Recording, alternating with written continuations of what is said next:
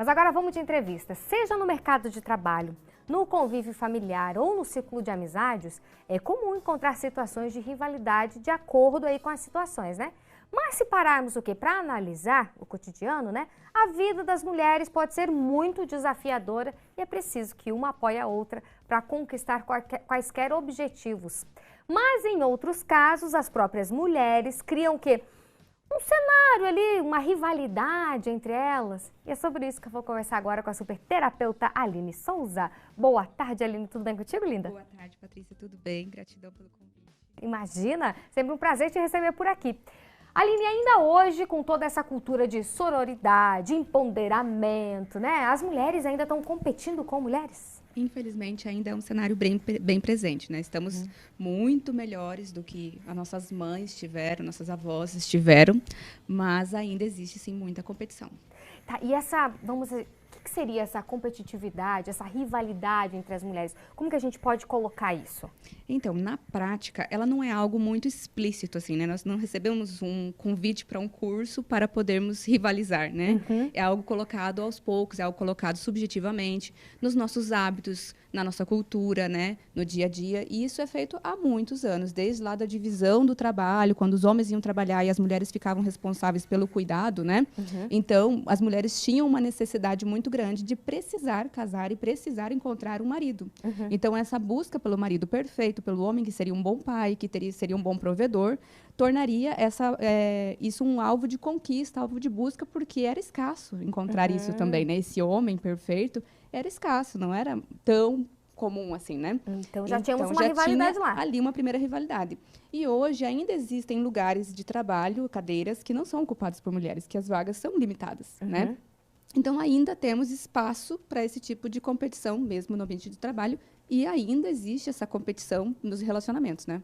Tá, mas vamos colocar assim, e essa rivalidade, essa competição, porque as pessoas em casa podem falar assim, mas Patrícia, mas se ela tem que chegar naquela cadeira e tem outra mulher que também quer aquela cadeira, talvez é normal que haja uma rivalidade entre as duas para chegar lá, ou não? Não tem que ser normal essa rivalidade? Então, esse objeto, né, esse movimento de naturalizar comportamentos que não são naturais, ele é feito intencional, né? Para que justamente nós, como grupo social de mulheres, nos desorganizamos ali e não lutamos pelos nossos direitos, pelas nossas conquistas, pelos nossos espaços, né? Então, a gente fica ali, cada uma por si. Né? E Deus por todas. E Deus por todas. E a ideia é justamente essa, nos enfraquecer, nos desorganizar, para que a gente não tenha essa visão de um coletivo, né? A gente fica sempre num mundo mais egoísta. Então, eu tenho que correr atrás do meu, eu tenho que garantir o meu, né? E não me preocupo com isso. Mas, falando do trabalho, e na visão terapêutica, né? A gente precisa olhar para nós. Porque se a gente está olhando para o outro, para fora, para a competição da coleguinha, né? A gente está olhando para uma realidade que não é a nossa. Certo. Não são as mesmas cartas, não são as mesmas possibilidades, não é a mesma realidade, né? Então, algumas mulheres têm filhos e são mães solteiras, outras têm uma família muito bem estruturada. Será que a realidade das duas vai ser a mesma para o ambiente de trabalho, as possibilidades, né? Entendi. Então, essa coisa de olhar primeiro para você, nem olhar para a coleguinha, digamos assim, então, Exatamente. É isso? Exatamente, porque as possibilidades elas sempre vão existir, né? Em termos de empreendedorismo, por exemplo, tem cliente para todo mundo, né? E às vezes cria até dentro do ambiente feminino essa rivalidade de uma empresa com a outra, a empresa da fulana, não gosto, vou tentar derrubar as tais fake news, né? A calúnia e difamação, que inclusive é crime, né?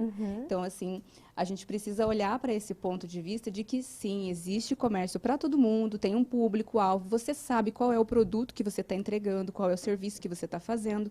Então, qual é o valor de eu me apegar a um comportamento que reforça um preconceito tão grande quanto a misoginia, né?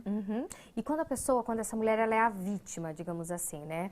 Ela estava com esse pensamento, mas outras pessoas não estavam com esse pensamento e ela acabou sendo vítima numa situação assim de rivalidade, né, feminina. O que fazer?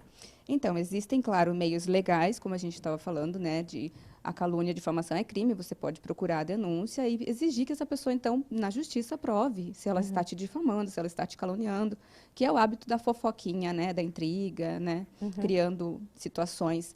Mas, dentro do ambiente terapêutico, a gente consegue trabalhar muito mais a nossa autoestima, o nosso conhecimento, saber quem a gente é de verdade. Quando eu sei qual é o meu valor, né, o que que o outro está perdendo, eu consigo ponderar melhor se eu aceito aquilo ou não.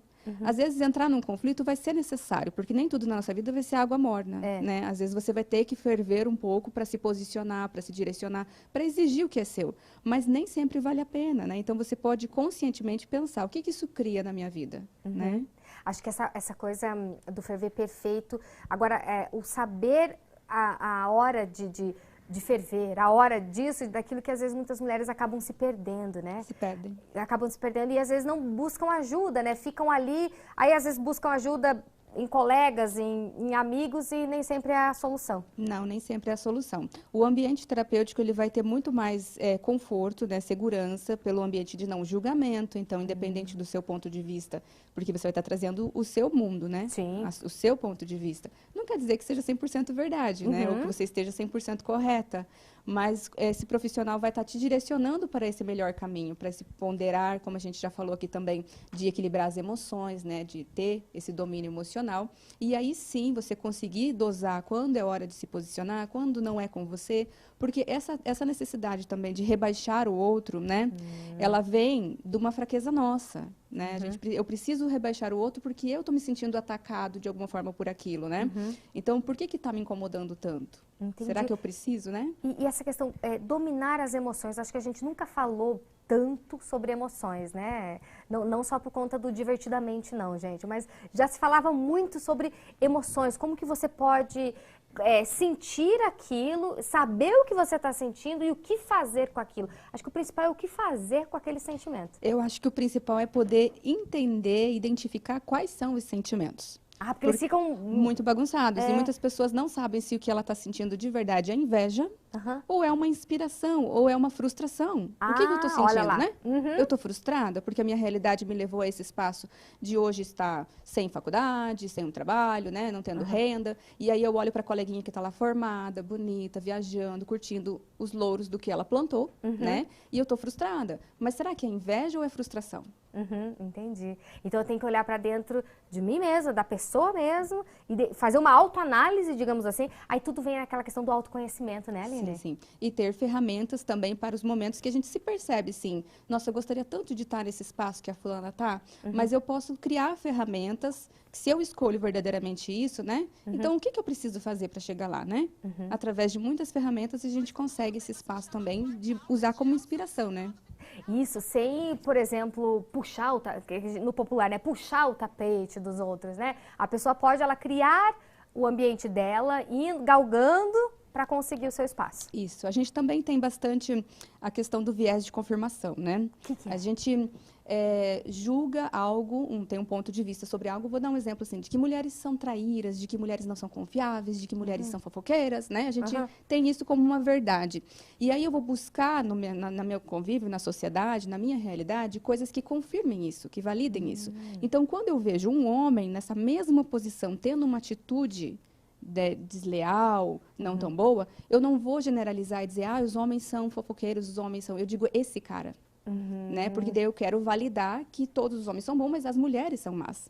Mas quando é uma coisa boa, que uma mulher está sendo maravilhosa, está produzindo, está expandindo, está crescendo na vida, eu não digo, nossa, como as mulheres são incríveis, elas são maravilhosas. Não, eu digo, essa mulher é boa. Olha, porque eu quero deixar, né, não generalizar, não posso dar esse direito de generalizar que elas são boas, né? E isso é uma misoginia, que é o preconceito mais antigo que existe, né? E que tem que mudar, e que graças a Deus veio mudando, mas ainda tem vamos dizer, uma caminhada longa ainda para acontecer, né, Aline? Sim, temos muito ainda. Isso. Muito obrigada, Aline, pela presença no Vitrine. Obrigada. Passa o seu Instagram para o pessoal também te seguir. Se tiver alguma dúvida sobre o tema, quiser conversar mais, te manda um direct. AlineSouza.terapeuta. Eu atendo online, atendo presencial aqui em Cascavel e em Toledo também. Perfeito, minha linda. Muito obrigada mais uma vez e até a próxima. Até a próxima.